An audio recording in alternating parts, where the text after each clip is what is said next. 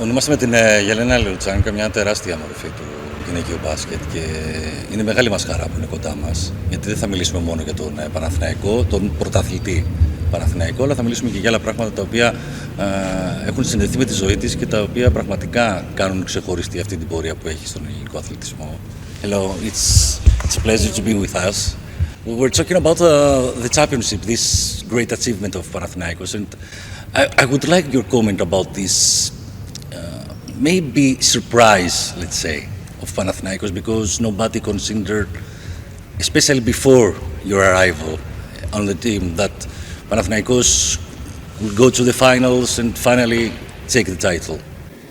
Well, I think it's a historical time for Panathinaikos winning a championship after so many years. And, you know, for me coming here, it was always a goal of mine. And, you know, playing for Coach Eleni previously. And I've seen the team. I was here last year and I came to the games because I had to be here for medical reasons. And, of course, visiting her. So I watched the team and I don't know, every time I go to any team, I believe you have to set a goal. Anything you do in life, you know, and for me the goal coming here was to win a championship, and I've mentioned that before.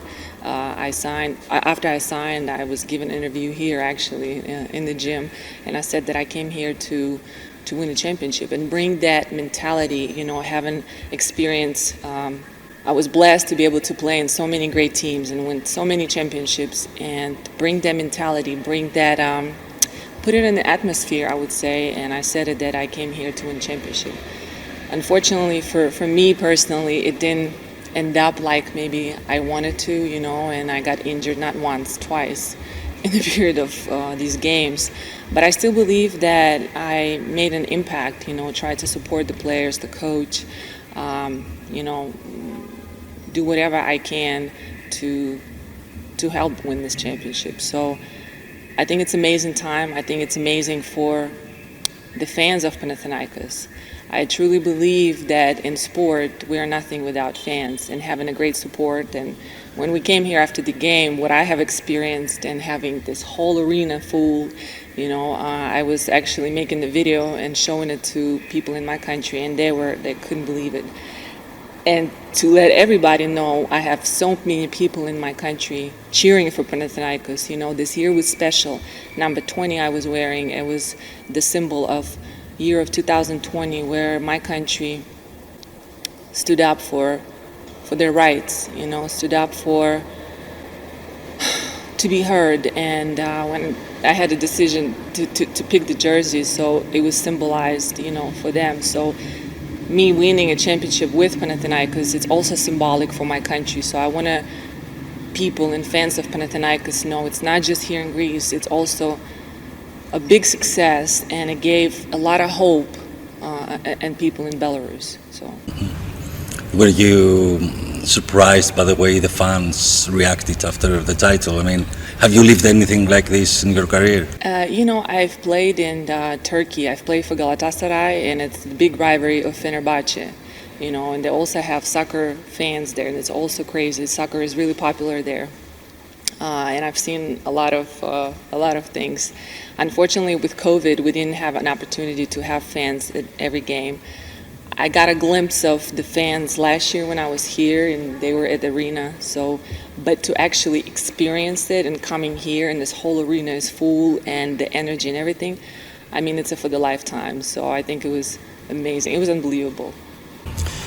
You talk about Belarus and about number 20 and all this stuff, and the truth is that you're a symbol in your country, a symbol of resistance, and it must be something difficult to be away from your home. I mean, to not to be able to go back because of the situation.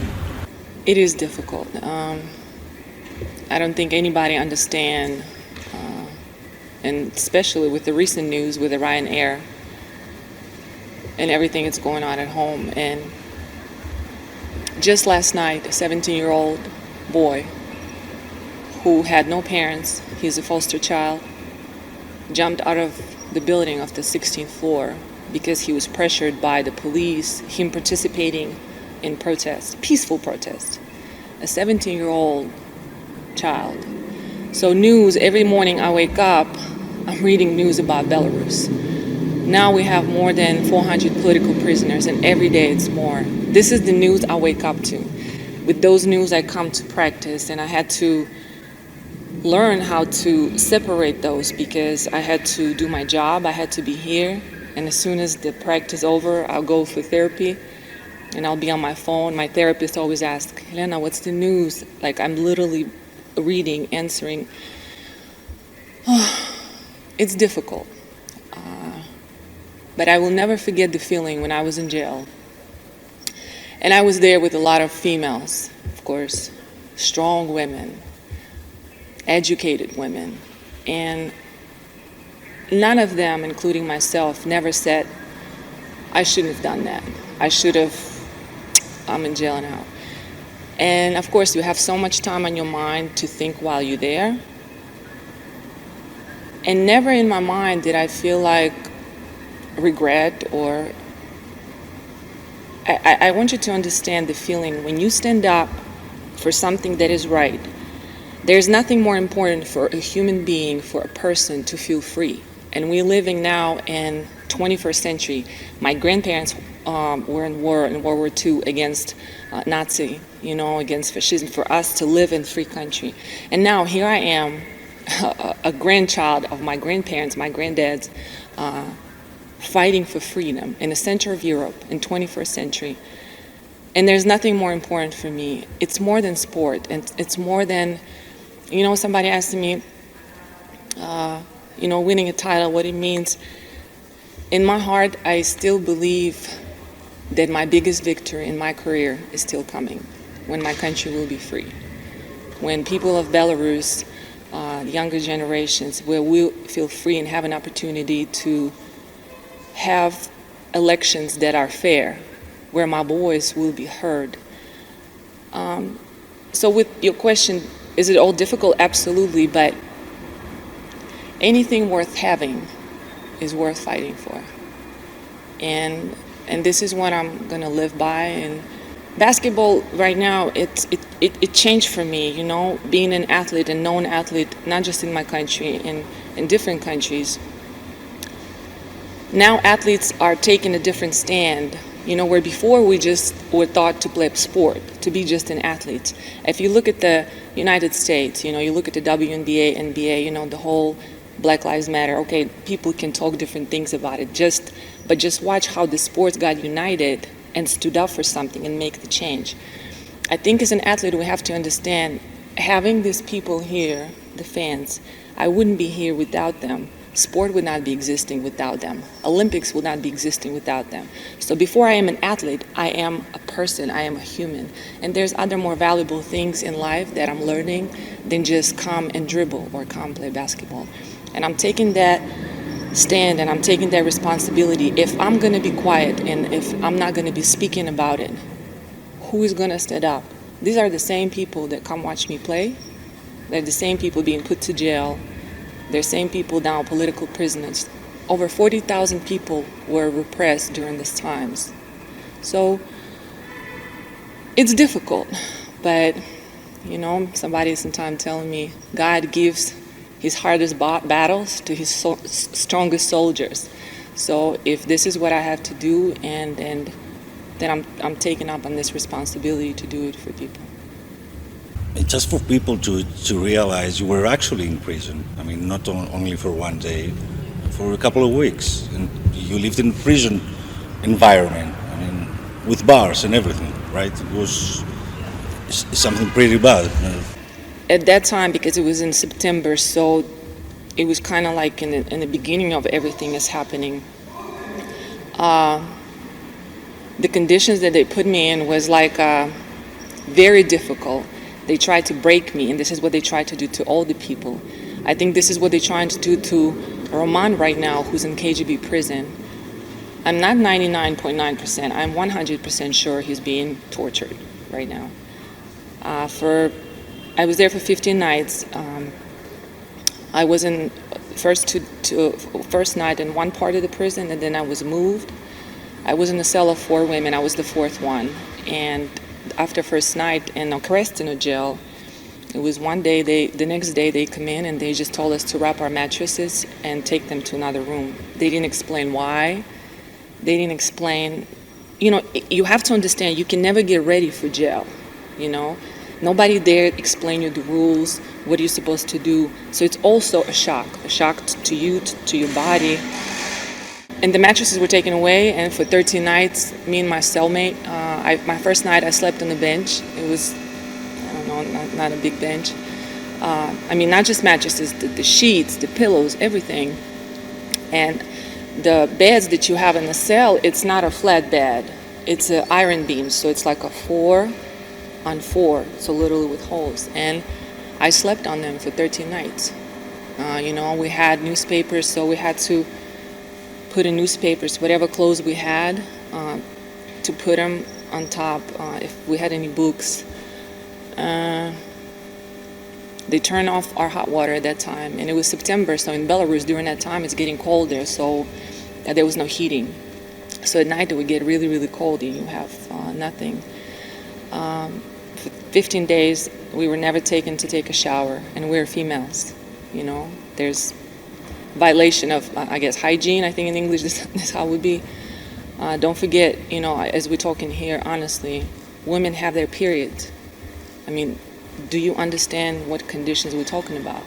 No hot water to wash your hair or do something. I literally, at some point, I had to at least feel water on my body, so I came up with the idea to fill up the plastic bottles with water and there's a toilet, and then you have cameras on you. At some point, I said, you know what, forget it. I don't even care if they see me. I just didn't care. And I had to pour myself with water wherever I can, just at least to feel some sense of clean. We hardly went for walks. And the 15 days I was there, maybe it was 5 times. So every couple times it was back to back, and it was not long. So you literally walk around the circles. You have, it's a cell, At some point I start itching really bad. And I start seeing, I got fleas in my clothes. So you see the animal literally on you. My hair started itching. I realized I had fleas in my hair and my clothes. And when I asked for medical attention, I was denied. I had to continue to ask. And then they brought me something to put in my hair, and it wasn't enough. And I asked them the next day, can I please have more? I feel uncomfortable. And these people are evil. You have women working there, not just men. And she looked at me and she said, it's in your mind. You're fine. Here, take a pill to calm your nerves or something like that, she said. And I'm standing there. I had a female that got sick during that time. Never did they do coronavirus test or anything. At some point, it was 4 of us in the cell, 3 of us, and they'll add 2 more people. So in the cell of 4, it was 5 of us. Some girls had to sleep on the floor. These men, and you ask them sometime, please, we continuously begged every day, can you please just give us blankets? And I was denied. We were denied. And at one time, it was a guard there, and he got angry that we continued to ask. And I said, please, this is our only chance. And he just grabbed my cellmate and he pushed her in the cell, and then he grabbed me. This guy is this tall. Do you understand how much strength, and for me as an athlete and as a fighter on the floor, what I wanted to do at that point of time. And then you have nobody to stand up for you. You are a female. Okay, I'm tall, I'm an athlete, but I am a woman, And it was one night, they came late at night and they told us, they took all of us. There was guys that cell next to us, and they took us upstairs. And we didn't know where they're taking us at 8 o'clock at night. We got nervous, You don't know what to expect. And we came to the room, and there was a TV. And we see it's a propaganda stuff we're going to watch. And we had a man, he was in charge of Okrestina. They made us watch a movie that we should not protest, that our flag is wrong, that what we're standing up is wrong, that it's all European countries trying to involve, propaganda. And I understood at that time, that's my chance to ask a question. What is happening with me and my cellmate? And I raised my hand and I said, do you aware of the conditions we're in? And they took our mattresses and everything. And he looked at me and he said, well, it's done because So you learn that you don't want to come back here. So I'm asking, you doing this on purpose? And technically, he said he's in charge of the jail, and it's for the reason that you learn your lesson technically and don't want to. So do you understand what are we talking about? This is dictatorship. I mean, so that's how it was. Yeah, I know. It's hard. Tell me something. Did you afraid for your life? I mean, did you had any threats? Because we were shocked about what happened recently with Ryanair and. Well, while I was here, I never felt any threats or anything. Of course, you have sometimes people write you on social media that, but it's so little of them, you know, because when I was in Belarus prior to the presidential elections, because I was giving interviews there at that time, I had a phone calls that was made kind of saying with the threats that I should come to police station and explain why I said this and I'm lying and all that stuff. So before it was. And, you know, when I was in jail, after I was received 15 days, the days I was supposed to be released, they came to the cell and they take me outside, and we were in the hallway and they brought another case against me. I was pleaded guilty the following day and I thought I was going to spend another 15 days in jail. But for whatever reason, they gave me a fine. I paid, I think it was $350, $400 fine, and I was released. And within probably 10 days, I was able to come to Greece. Helena, as a last question, you're an Olympian, you're a well-known athlete, you've done everything in your career. For how long do you have the strength to fight for freedom, to be the voice of free Belarus? Whatever it takes.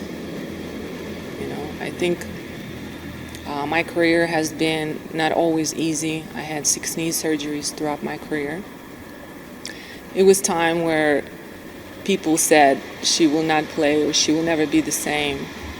The most important thing I learned throughout that is not what everybody think around, is what you feel right here, what you believe.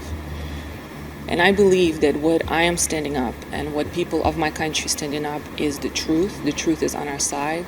And there will be a day that I will celebrate the biggest victory of my career. One last question, because a lot of Panathinaikos fans are asking. Are you going to be on the court next season? I mean, have you decided what you're going to do? You know, right now, life is, right now I'm just trying to take care of my body and, you know, rehab. And I think this is priority for me now. I haven't had chance to think about what the future holds for me, with also, you know, giving a lot of interviews with what's going on in Belarus and also the championship. So I can't answer that question because I don't know what God has in store for me. But if that opportunity comes, I absolutely love the club. I love the city. I love how Panathinaikos fans welcomed me here, you know. I have only great things to say about this club. So time will tell. Thank you. Thank you very much. Thank you.